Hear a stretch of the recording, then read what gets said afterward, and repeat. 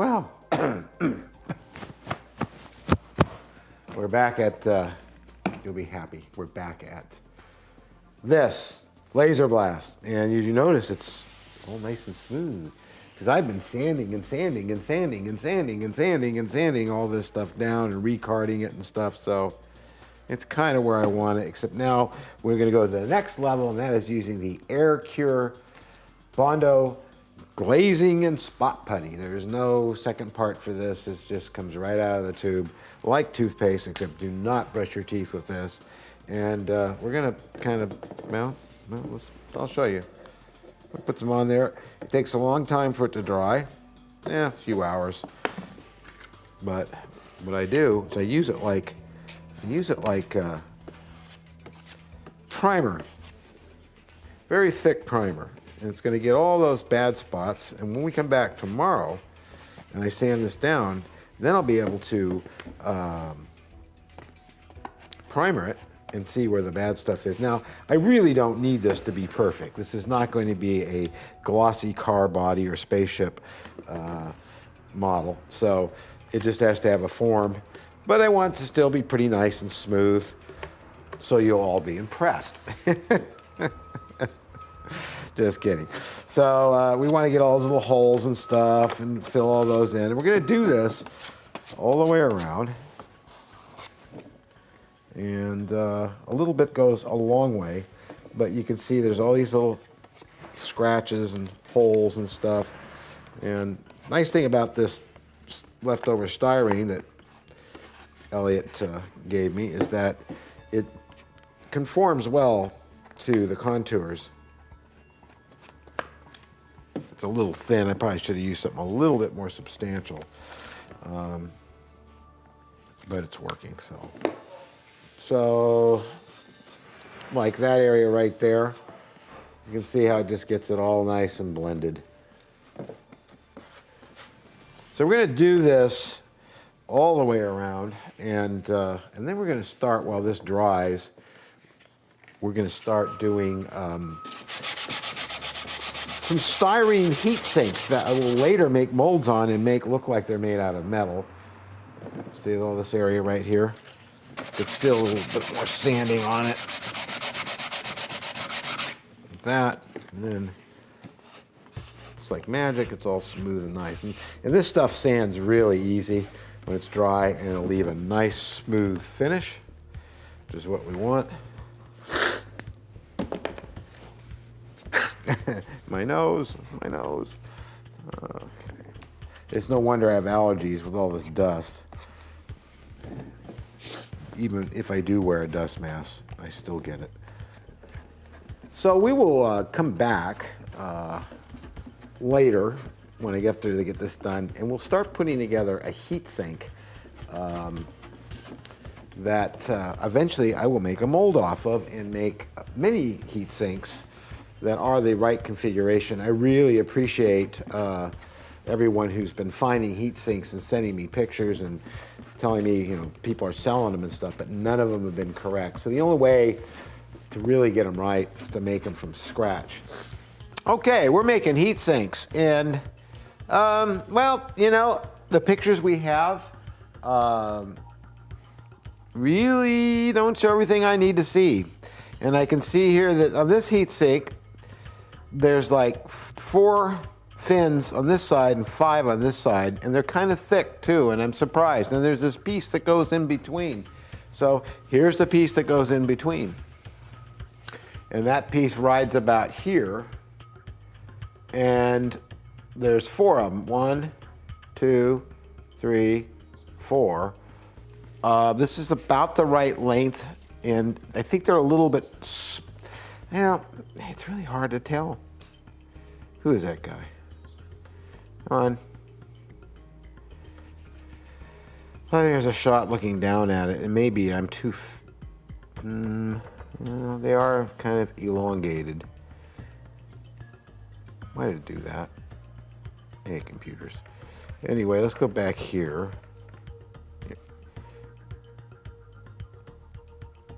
It's really hard to tell because this is at an angle, but they're You can't tell because I had these plastic pieces, which were some glow-in-the-dark model kit that I had. I think it was for the batteries. I don't remember what, but they're somewhat elongated. They're not exactly square.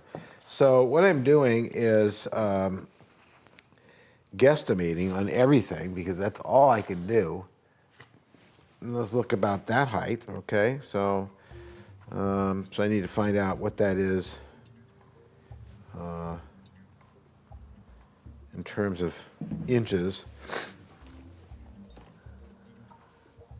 and make sure that both sides are equal. And I need a tape measure or something. There's one right here. How handy. And we got. I'm going to go with 1 inch because I like even numbers. It's a form of being lazy. So we're going to go just like that. I'm going to do 1 inch on this side, and then 1 inch on this side. This is, well, let's see. We need to count for this. I only have to make one of these, and then I make a mold. And so we're going to go 1 inch. My fancy way of measuring things. I'm a real eyeballer, and being a sculptor, painter, and artist, I have a knack for it. Rolling. So, okay, so we're going to cut this a little bit on the inside because I noticed that we were a little on the outside. So do this, score it real nice like that. And I'm going to score this.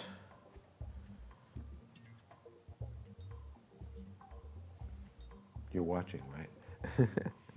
Sorry, I just couldn't resist that. Dum dum dum dum dum.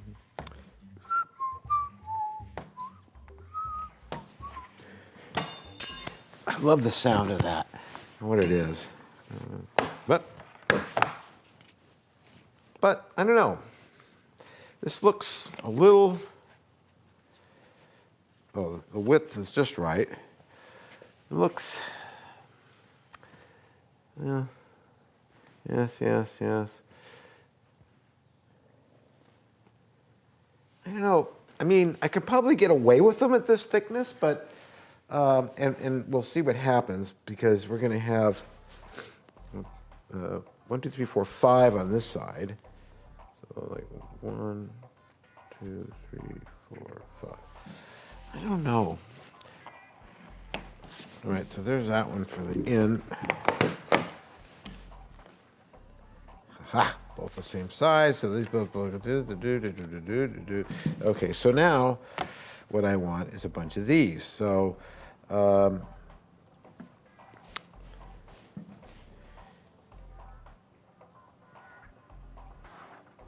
we want that right there. Okay. And we're just going to do a few of these today. Very thankful for that.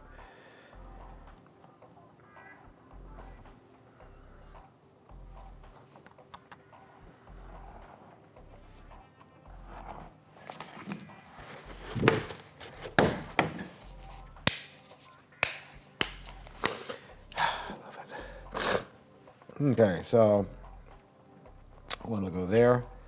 Yeah, these are going to be about spaced correctly.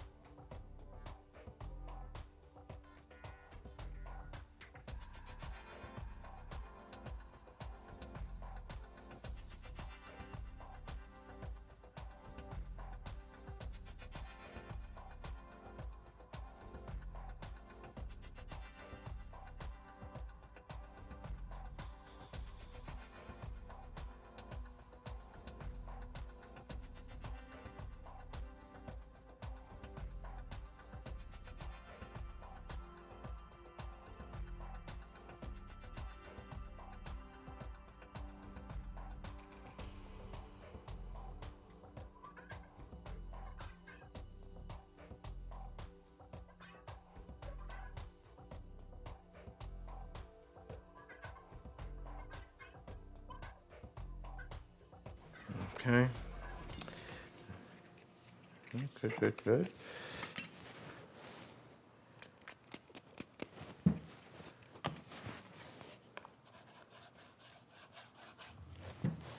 I love making things. I mean, movies, props, wardrobe, costumes, same thing. Just, I love it all. It's just so cool to be able to be a maker.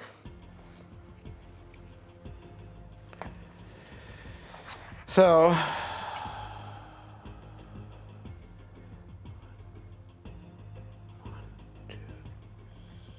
four. So basically, it looks too tall to me. So it is quite tall, but it is too tall. It's amazing. I look like I'm correct, but I'm not. And so what I'm going to have to do is, once again, I'm going to have to cut each one of these down a bit and just keep doing this and dropping it and changing it and dropping it and changing it until it looks correct. But I mean, it already has the right look to it. So the side has 1, 2, 3, 4, 5. So it's really just a matter of cutting these down to about that height.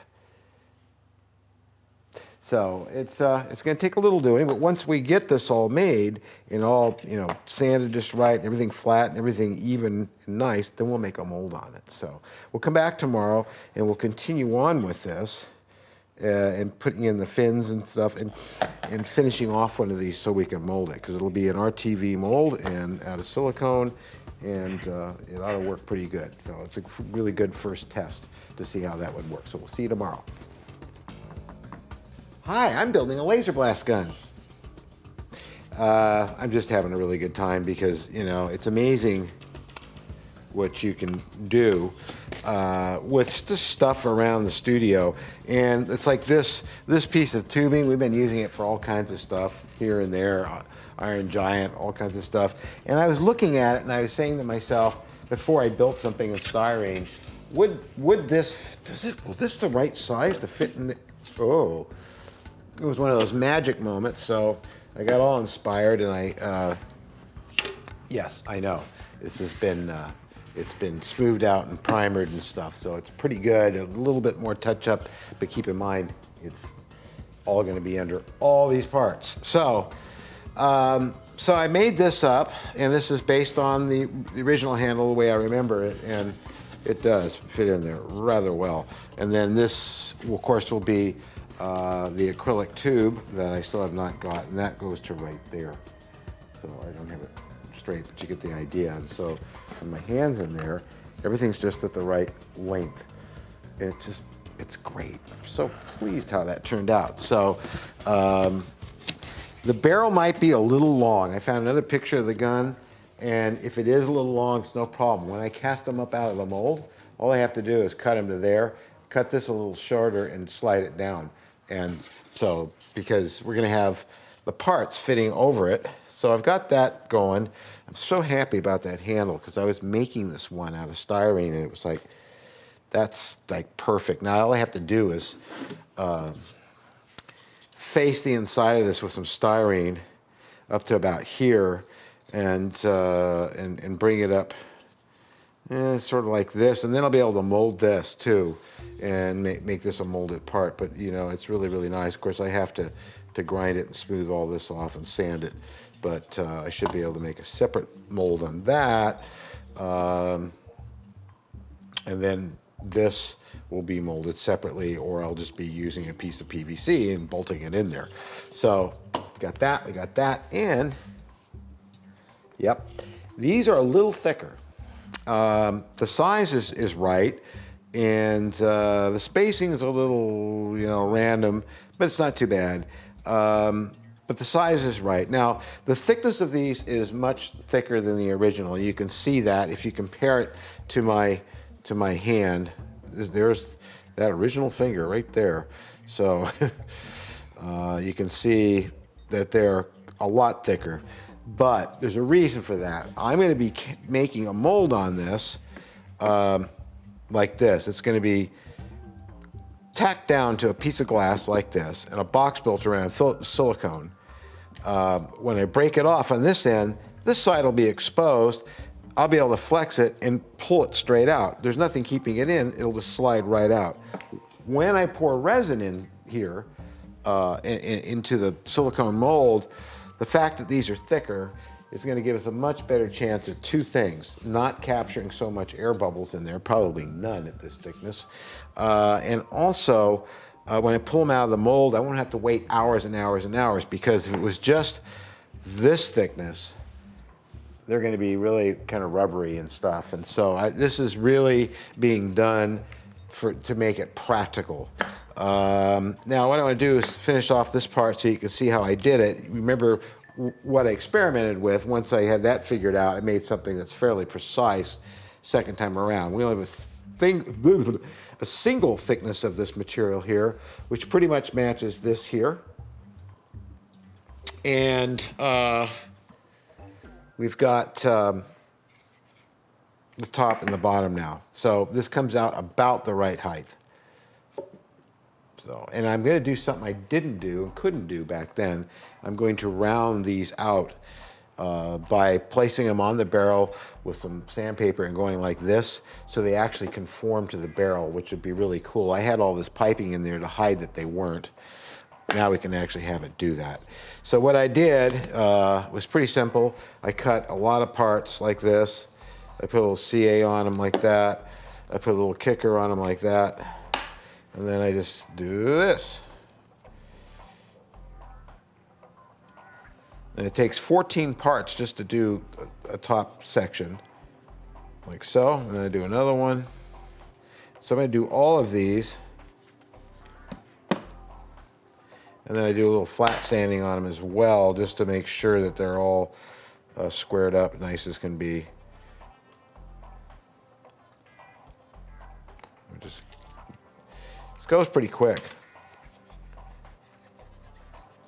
Now, ideally, if I had a mill, I would have milled all these parts, and I would have milled the wood so that they fit right down precisely in the slots. But I don't have a mill, so we have to do it the old way. I'm using medium CA because it gives me a minute to work with it. There's 4. Because if I use the other stuff, it'll go off so fast that these could be put together incorrectly. Now I only need a little bit of glue in there. Once I squish them, it spreads throughout the whole part. One left to go.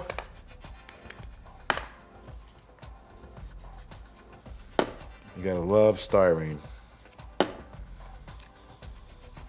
It's definitely the stuff that dreams are made of.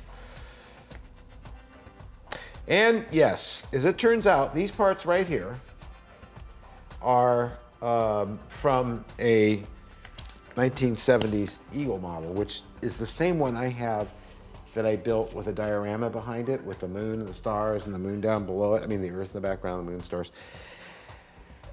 And so I got to get a couple of those kits, make molds off that part. I mean, I could just fake it and do it myself, but I think it'd be easier to do it that way. So now, I'm going to put a little bit of this on here, just a little bit. And where's my piece of wood? And of course it's stuck to the back of this. A little bit of glue there. A lot of help for the Klingon. And I'm going to kind of tack it. And it's got to match up to the other one on the other side, so.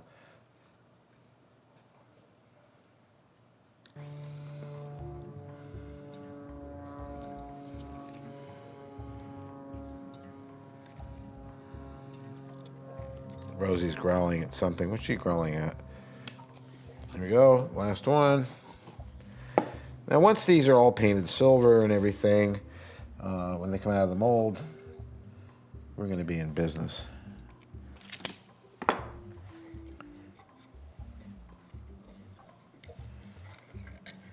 A little tiny bit off, but not too bad. But this came out really nice. It's a really nice part. Looks like a heat sink that will go here and all the way down. They still look like very high to me, but then again, when I look at the gun from the side, they are. That's how it was. And plus, I'm going to curve these so that right on the barrel, like I talked about, so they sink down a bit more. But they should, the tops of the heat sinks should be just slightly coming over the top of the bottle, which it just slightly is. So if I drop it down a little bit more in the curve, these are going to be perfect. Now they go both sides, and you can see how thick it looks. I mean, if I put my hand across both of those with two of them, then it would come out about right there, and that's absolutely on the money. It really throws you sometimes to look at this stuff. So we've got a barrel shape. We've got our handle, which I will finish off on Monday, and we're going to be ready to start molding some of these parts. We've got this, which we'll get the real one of very shortly. And then we've got our film can. I can't show you right now, but you get the idea. This is going to be great. And then of course we're going to have our heat sinks on top. So we're off to a really good start on this gun. I can't wait to do more next week. We'll get back to this on Monday, and it's a bit of a short week because we have something coming up the later half of the week, but we'll get as much done as we can on this. Maybe get a mold made on that heat sink and finish off this handle. And we're going to be going pretty fast after this. It's very exciting. We'll see you again next week with more on Laser Blast.